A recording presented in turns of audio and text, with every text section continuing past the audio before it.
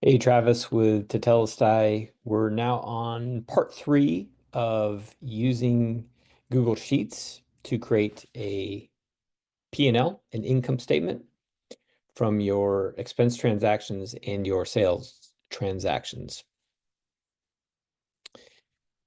So when we left off, we had taken the income sheet and the expense sheet and used a pivot table, easy for me to say, to get sales, cost of goods sold, gross profit, and then we just added all the expenses.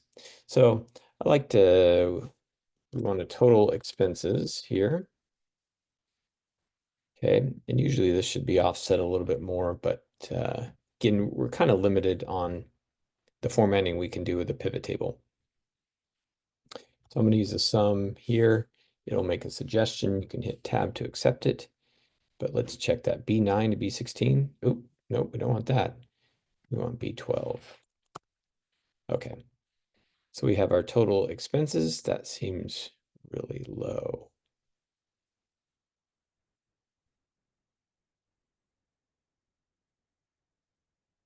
doesn't it? Yes, it does. Really low. Let's get rid of this other so we're not confused. So sometimes you need a little reality check, right? What is happening here? Let's look. Something is not working correctly. Oh, that's right. I forgot. We don't want count, we want sum.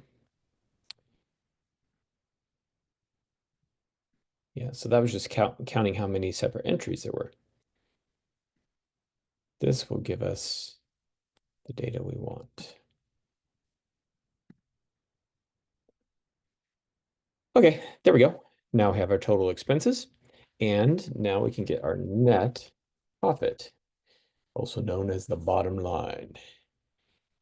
So we want our gross profit minus our expenses. There's our net profit. So we just created an income statement, a profit and loss from a list of expenses, or a list of sales and a list of expenses. So of course, as you have more transactions, you can just add them here. If you're exporting a CSV file from your bank, you could copy and paste it into here. Same thing, of course, with your sales. Now, notice there's something else here. We have a type of sale. Uh, this could be linked to inventory as well. So you have a type of sale. They sell alder, softwood, maple, oak products. And then there's some other things. Did they have a discount? Did they make a delivery? Did they stack it? They stack their product up for the customer. Was there a bundle? So let's see if we can get this data in here too. So we'll just skip over here and let's insert another pivot table. And we're going to again go with the existing sheet and we're going to pull from the income sheet. That only gives me the first one. So it's suggesting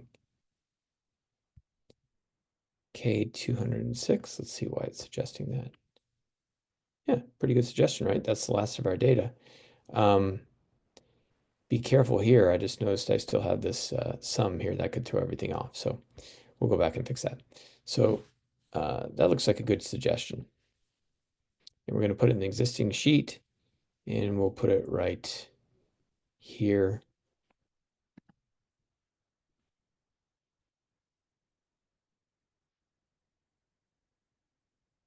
Yep, very good. Okay. Why is this not including that extra number? Let's take a look. And why can I not edit that? Because I'm editing another one. Okay. We'll come back to that if I remember.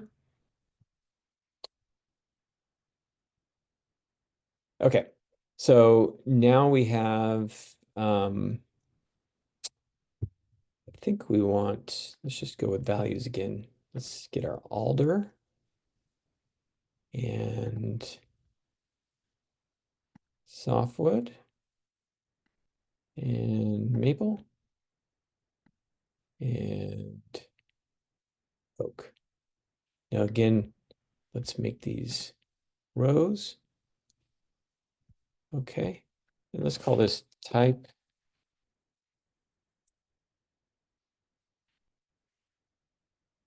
Okay.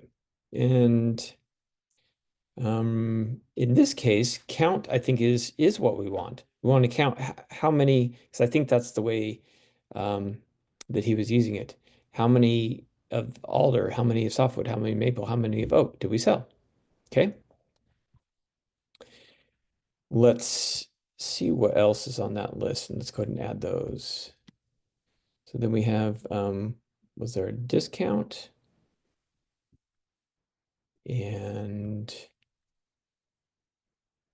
there a delivery? Was there stacking? And was there bundles? Was there bundles? Were there bundles? Was there bundling? Did bundling occur? Okay, let's clean these up. Alder, that looks good. Softwood. Very good. Maple. Oak. Okay, so that makes pretty much makes sense as far as number of products.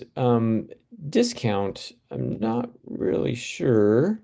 It looks like discount was maybe a percentage of um,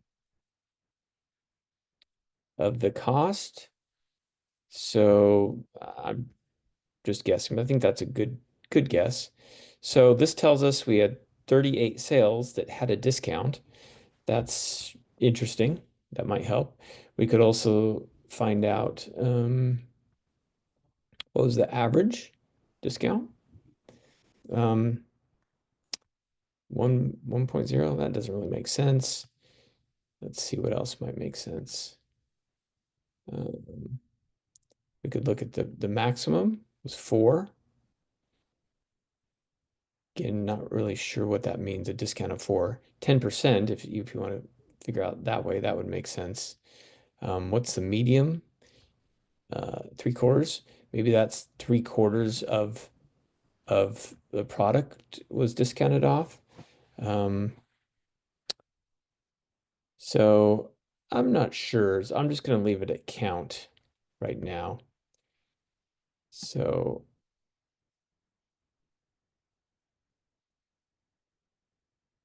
yes, let's leave it like that. Um, and were these at count? These are count as well. But I think actually we want some on these. How many do we sell? Yeah. Okay.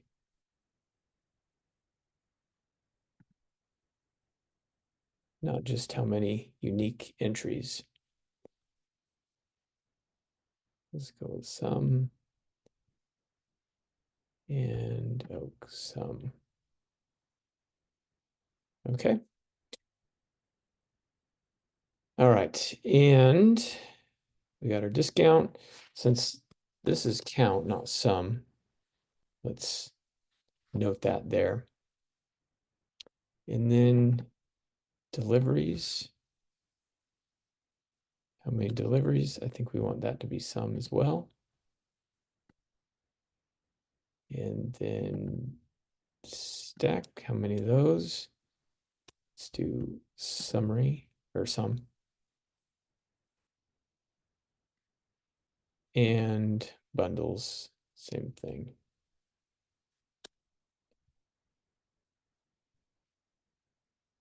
Okay.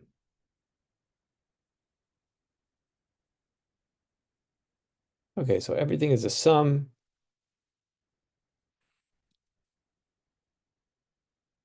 Sum here.